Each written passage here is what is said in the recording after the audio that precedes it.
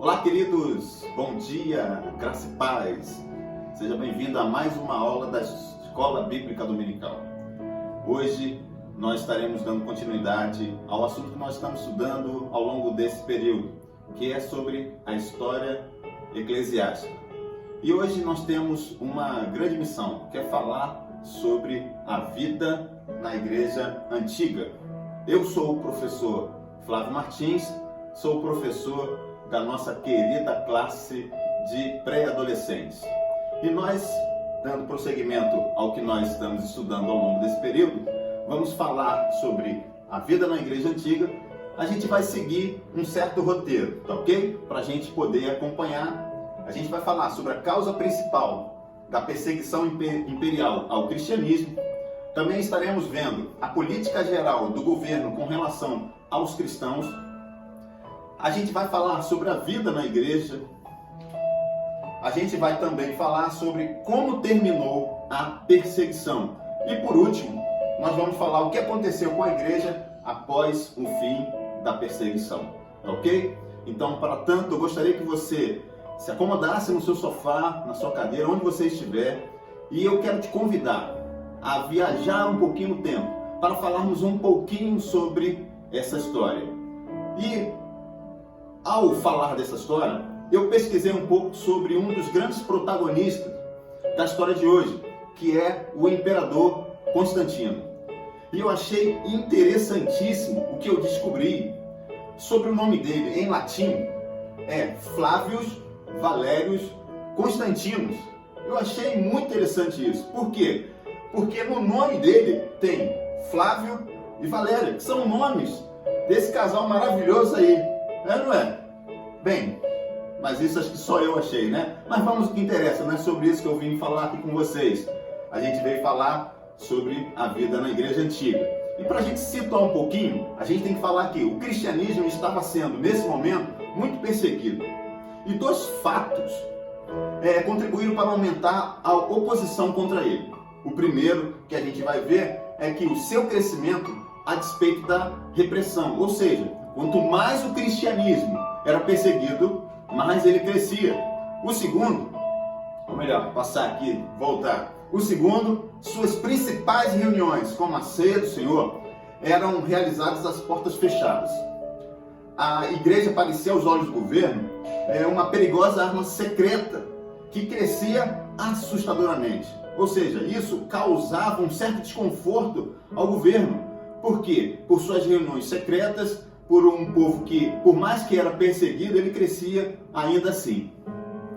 O cristianismo também era odiado não somente pelo governo, mas também pelo povo. Por quê? O repúdio dos cristãos ao culto do Estado, que era símbolo de patriotismo, na visão do povo, isso era como se os cristãos fossem traidores. Então isso, diante do povo, era algo também que não era bem visto. Aí, Constantino, aquele que a gente falou inicialmente, sentiu que o cristianismo não podia ser destruído, pois se fortificava cada vez mais. Ou seja, Constantino percebeu que não dava para ir contra o cristianismo, porque ele estava se fortalecendo. Aí nós vamos ver o seguinte: isso talvez, olha só, isso talvez o tenha convertido ou convencido de que o Deus dos cristãos era bastante forte e tenha feito desejar as orações dos cristãos, olha só, a fim de alcançar as bênçãos para o seu governo. Ou seja, ele preferiu estar ao lado dos cristãos, ouvindo as suas orações, para puxar para si algo que trouxesse alguma vantagem para o seu governo. Aí, sem dúvida nenhuma, teve simpatia pessoal pelo cristianismo, mas nunca demonstrou em sua conduta qualquer influência da moral cristã. Ou seja, ele tinha uma simpatia, mas até então era a única coisa que ele tinha pelo cristianismo. Era algo que ele tinha como um aliado para si e para o seu governo. Então, o imperador Constantino ele promoveu no relacionamento entre o império e a igreja o fim da perseguição. Ele mudou o status de perseguição para benevolência e apoio. Ou seja, antes estava sendo perseguida a igreja. A igreja estava sendo acharcada com tantas perseguições. Mas a partir de então, ele muda isso. Ele começa a mudar isso, mudando de perseguição para benevolência e apoio. Aí a gente começa a pensar o seguinte: até que ponto isso foi um triunfo para a igreja? Será que isso foi algo bom que ocorreu para a igreja? Será que isso trouxe alguma vantagem ou não? Mas está cedo para a gente falar. A gente vai dar continuidade para a gente ver o que acontece a partir de então. Então, não tire a sua atenção, continua conosco e vamos seguir. O impacto da conversão de Constantino sobre a vida da igreja foi tão grande que se fará sentir até os dias de hoje, durante toda a história até os dias de hoje. Mas aqui a gente não vai estar falando sobre essas influências que se teve ao longo do tempo. A gente vai se prender, sim, nas influências que foram imediatas, aquelas que trouxeram consequências imediatas para o século IV, tá ok? Vamos lá. Então, o que começou a acontecer na igreja nesse momento da história? O que a igreja começa a viver nesse momento? O que a igreja começa a receber de coisas boas e de coisas ruins? Nós começamos a entender que com essa mudança, muitas coisas começam a acontecer na igreja. Vamos lá. Veremos as profundas transformações feitas pelas quais a igreja passou nos séculos 4 e 5. Veja, os marcos temporais que nós iremos adotar para isso aqui será a publicação do Edito de Milão, ou Edito de Milão, aquela ocorrida em 313 depois de Cristo, bem como também a derrota ou a queda de Roma diante dos bárbaros, isso no ano 476. A partir de então começa um novo período, que é a Idade Média. Mas isso é uma história para uma próxima aula, é assunto para um outro momento, tá ok? Esses são os dois momentos que temos como marcos para a nossa história de hoje. Aí começa, sim, o fim das perseguições. A partir de então, a igreja começa a viver uma realidade totalmente diferente da qual vinha passando ao longo da sua história. E a partir de agora, a gente vai começar a falar um pouquinho o que acontece com o fim dessas perseguições. Os poucos governantes pagãos que houve depois de Constantino, não perseguiram os cristãos, somente tentaram restaurar o paganismo por outros meios. A gente vai perceber que isso, ainda que não houvesse uma perseguição, nós vamos entender que uma outra forma de ação começa a aparecer nesse momento, por outras pessoas, que era a inclusão de alguns atos pagãos. E a gente vai entender por que isso acontece, o porquê essa realidade passa a ser mudada diante da igreja e do cristianismo. Estratégia de Constantino. Olha só como esse camarada ele foi inteligente nas suas ações. Ele começa a agir da seguinte forma: liberdade religiosa, igualdade de direito. Ou seja, ele oferece uma liberdade religiosa para todas as religiões, igualdade de direitos para todas as religiões. A partir de então, não somente o cristianismo, mas todas as demais religiões passam a ter direitos aos seus cultos, às suas práticas. A outra forma, a outra estratégia de Constantino que nós podemos ver é que ofertas valiosas foram oferecidas por ele para a construção de templos, para a sua manutenção. Então, ele começa a interferir de forma financeira nas igrejas. Outra, o que ele traz também para a igreja é a isenção de impostos. Aquilo que era muito bem visto por todos os cristãos, pela igreja. A isenção de impostos. E por fim, dentre todos, uma das coisas que eu tenho como das principais que ele age, que ele faz como estratégia, juntou as águias de seus estandartes ao lábaro, o símbolo de Cristo. Ou seja, aquilo que era símbolo para o governo, símbolo para o cristianismo, ele une isso no estandarte, promovendo com isso algo que traz aos olhos do cristianismo algo de muito bom. Você ainda está comigo? Continua. Não tire a sua atenção. Vamos lá. Tudo isso produziu, em primeiro lugar, o que poderíamos chamar de uma teologia oficial. Olha só. É como se tentasse oficializar o cristianismo. Todos esses favorecimentos, todas essas ações, traz para o cristianismo algo como se tentasse tornar ele como uma teologia, uma atitude de teologia oficial. Lembrando que a nova situação da igreja no mundo trouxe rápido desenvolvimento, ou seja, a igreja começa a se expandir, o seu trabalho começa a se expandir. Algo parecia estar muito bom. A igreja começa a desenvolver os seus trabalhos e a invasão de outros territórios pelo conhecimento do cristianismo. Houve uma grande expansão. Mas a gente tem que conhecer o todo. O que esse favorecimento do governo de Constantino, a gente vê de imediato que traz uma expansão, uma liberdade de culto. A gente vai perceber que tantas outras pessoas começam a aderir ao cristianismo, tantas outras pessoas começam a vir para a igreja. Mas tudo isso também tem suas consequências. O cristianismo passou a ocupar uma posição de indiscutível prestígio. Ou seja, outrora o cristianismo era mal visto pelo povo, pelo governo, e a partir de então, agora como se tivesse um grande prestígio.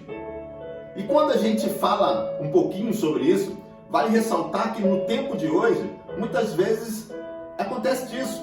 Muitas pessoas hoje se dizem cristãos para ocupar um lugar de status na sociedade. É como se isso fosse algo bom. Mas tudo isso tem as suas consequências. Lembrando também que veio a ser praticamente a religião oficial do Império. E só não o foi porque a antiga religião se mantinha. Ou seja, a igualdade de direitos não somente para o cristianismo, ou seja, para todas as religiões. Então não pode dizer que ela foi a religião oficial, porque também tinha a oficial anterior, a religião anterior. Com isso, é algo que foi notado, que é o que a gente chama de declínio moral. O que seria isso, esse declínio moral?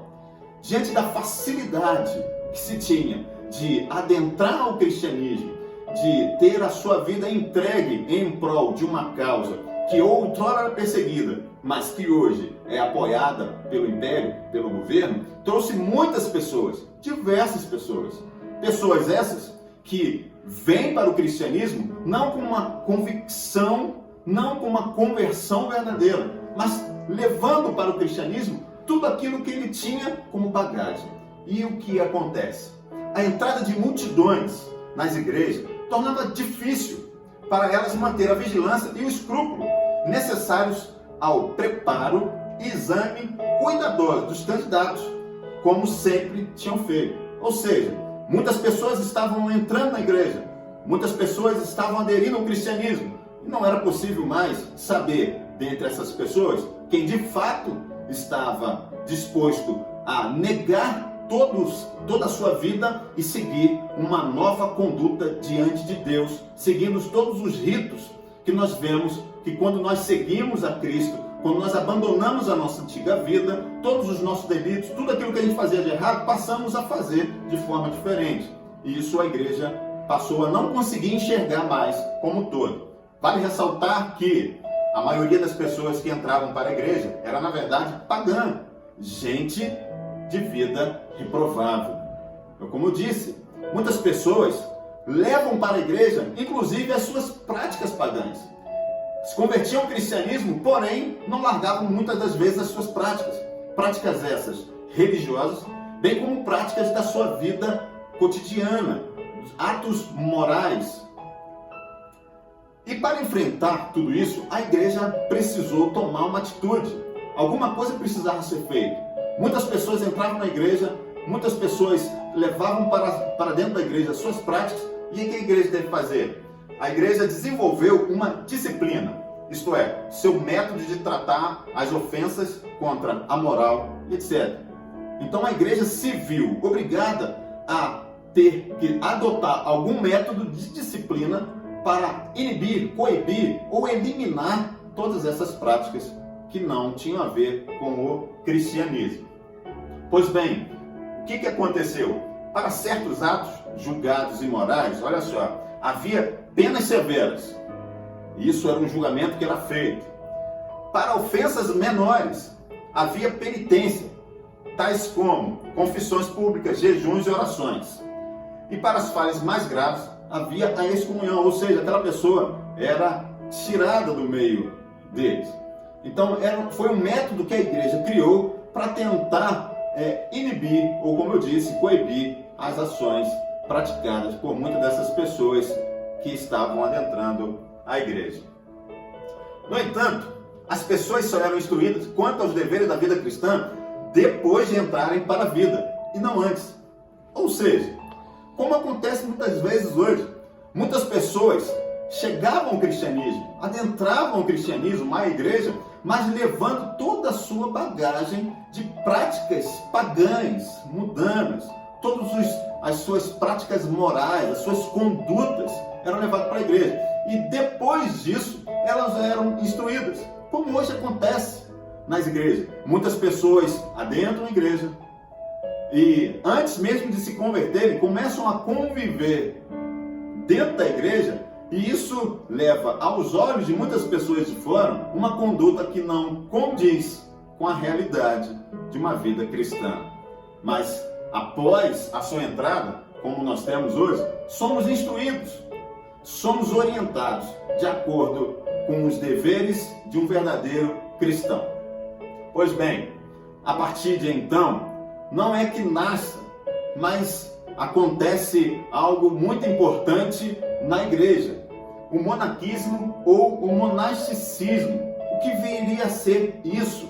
O que seriam esses homens que adotaram essa prática de vida, essa conduta de vida? Pois bem, a gente vai falar um pouquinho também sobre isso. Pessoas que queriam manter sua vida mais elevada, mas que não queriam deixar a comunhão da igreja, se retiravam para o deserto, onde se dedicavam à vida ascética, ou seja, fora dos seus prazeres, longe dos prazeres da carne.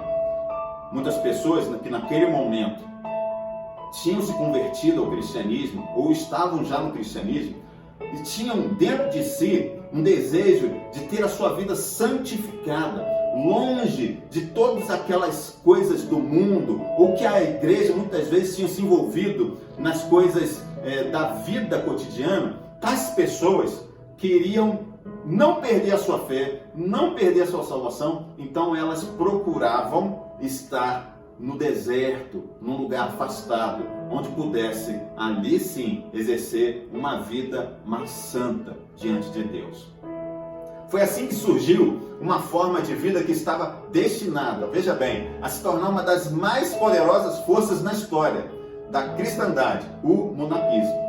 Então, a partir de então, nós vemos aí uma conduta que passou a imperar na vida de muitas pessoas. Muitas pessoas não aceitando a igreja, vivendo daquela forma ou daquele jeito, passaram a se isolar para que pudesse manter a sua santidade.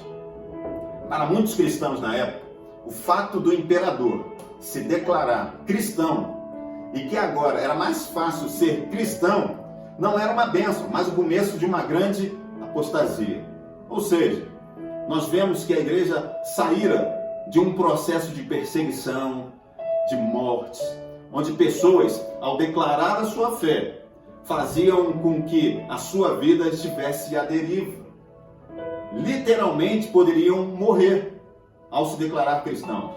A partir de então, com essa nova realidade da igreja, com o fim da perseguição, ser cristão ou seguir ao cristianismo não equivalia necessariamente a perder a sua vida. Então, por essa facilidade, nós vemos um novo estilo de vida, onde muitas pessoas não queriam participar disso. Com medo, logicamente, de uma grande apostasia, ou seja, do esfriamento da sua fé. O que levava os homens a se tornar então, monges, era o desejo de salvação sobre dois aspectos. O que a gente precisa entender é que, eles não queriam perder a sua salvação, né? E para isso, havia uma separação do mundo, ou seja, eles buscavam se separar do mundo, livre dos embaraços que a vida cristã encontrava na sociedade. Ou seja, hoje nós vemos que o embaraço da nossa vida, o que nos leva muitas vezes a colocar a igreja em segundo lugar, isso muitas vezes abafa ou traz sobre nós a apostasia. Então, esse era um aspecto que levavam as pessoas a se isolarem, a fugir daquilo ali, tirando de si, levando para outro lugar um estilo de vida onde ele não se prenderia mais a nada nesse mundo, somente a dedicação a Deus, a busca da santidade, da purificação da sua vida. O outro é a abnegação. A vida monástica oferecia uma oportunidade de alcançar a santidade pela completa negação dos seus desejos. Ou seja, as pessoas negavam por completo os seus desejos, abandonavam todas as coisas, abandonavam os seus bens, abandonavam a vida de muitas vezes regalia e passavam a viver uma vida de grande pobreza, onde não se tinha conforto, onde se dormia em lugares ruins, comia comidas simples, para se buscar tão somente uma comunhão mais perfeita com Deus. Desde o século II, havia no Oriente, especialmente no Egito, milhares de monges ermitões que moravam em lugares desertos e viviam em extrema pobreza, como nós falamos. Isso não era uma novidade desse momento, pois isso já era uma prática, porém mais potencializada pelo fim da perseguição da igreja. E isso levava muitas pessoas a uma prática de vida diferente, que era se afastar indo para o deserto. Lembrando que isso acontece no Oriente. Era uma forma de vida onde as pessoas saíam do meio do convívio das outras pessoas e se tornavam sozinhas, ficavam isoladas no deserto. Porém, nós vamos ver que no século IV, o que acontece? A ideia monástica chegou ao Ocidente. Porém, a vida monástica tomou uma grande diferença. Qual era a diferença do Oriente? O monge típico do Oriente era um solitário.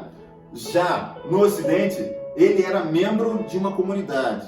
Então, a partir de então, não era mais uma vida solitária, mas uma vida em uma comunidade. Lembrando que tais comunidades eram comunidades que tinham o mesmo princípio, a mesma ideia, participavam do mesmo pensamento. Eles mantinham afastado todas as práticas que traziam prazer para o seu corpo, traziam conforto. Eles passavam a viver uma vida de grande pobreza, porém já numa comunidade. A partir de então, nós vamos ver que surge uma regra que chamamos de regra beneditina. O que era essa regra beneditina? Olha só, no século IV foi organizada por Bento de Nursia, na Itália. O que ele faz? Olha, nela tinha o seguinte: o voto feito pelo monge era por toda a vida, de modo que a pessoa morria para o mundo. Essa era uma regra, era uma escolha que o monge fazia, lembrando que era por toda a vida, e que era considerada essa pessoa como se ela morresse para o mundo. Mudava completamente, era uma regra que foi estabelecida pelo monge Bento de Nursia. E o que consistia basicamente essa regra? Era o abandono de todas as suas propriedades: abstinência, obediência aos superiores, silêncio, humildade, etc. Ou seja, a pessoa, a partir de então, quando escolhia viver como monge, se afastando da sociedade, se afastando das coisas do mundo, ele entendia que era uma prática que ele tinha que exercer. Se ele tivesse posses, ele tinha que abandonar todas essas posses. Ele passava a viver uma vida de pura simplicidade, onde os seus desejos, os desejos da carne, passavam a falar menos sobre ele. E a busca pela santidade, pela purificação, pela sua santificação, era algo muito mais forte a partir de então. E nós vemos que, diante disso, nós sofremos influências, a igreja sofre influências até hoje. E a pergunta que nós fazemos é, diante das facilidades, muitas vezes, que a igreja tem nos dias de hoje, será que nós conseguimos manter a nossa fé inabalável pela busca das coisas do reino de Deus? Será que não estamos trocando as coisas de Deus pela facilidade da nossa vida que nós temos hoje? Será que o embaraço da nossa vida tem colocado Deus em segundo plano? Não precisamos nos afastar, não precisamos ir para o deserto, mas uma coisa precisamos fazer: buscar a santificação, buscar a purificação da nossa vida, buscarmos estar mais próximo de Deus. Espero que na aula de hoje você possa ter alcançado um pouquinho do conhecimento que nós trouxemos. Lembrando que aqui não temos a intenção de exaurir, esgotar todo o conhecimento. Muito pelo contrário. O que a gente busca é aguçar sua curiosidade para que você se torne um verdadeiro estudante das coisas de Deus, da palavra de Deus. Busque conhecer mais. Esse assunto é muito interessante. Busque em livros. Busque conhecer mais de tudo aquilo que a igreja viveu, para entendermos como somos a igreja de hoje. Tá ok, queridos? E gostaria de deixar com vocês também, para que você não perca nada das nossas atividades da nossa igreja. Lembrando que aos domingos, enquanto se mantiverem todas essas questões aí de afastamento, isolamento social, nós nas redes sociais nós teremos as nossas escolas bíblicas, começando às 9 horas e indo até às 9h30. As nossas orações de 9h30 às 10, de 17h30 às 18, e os nossos cultos de celebração são online, pela rede social, pelo YouTube, às 10 horas da manhã e às 18 horas. Lembrando também que na quarta-feira, oração de 9h30 até às 20 horas, e 20 horas o nosso culto da vitória.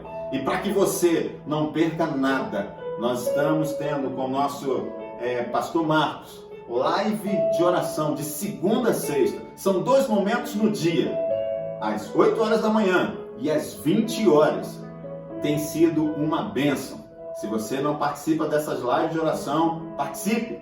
Se você participa, então avise, fale para as pessoas participarem. Tem sido uma bênção. Que Deus abençoe a sua vida, que possamos ter uma busca em Deus a cada dia. Tenha um domingo abençoado, uma semana abençoada diante de Deus. E eu quero deixar aqui a foto da nossa igreja, para a gente matar um pouquinho a saudade que nós temos da nossa igreja e dos nossos irmãos. Grande abraço em todos. Deus abençoe.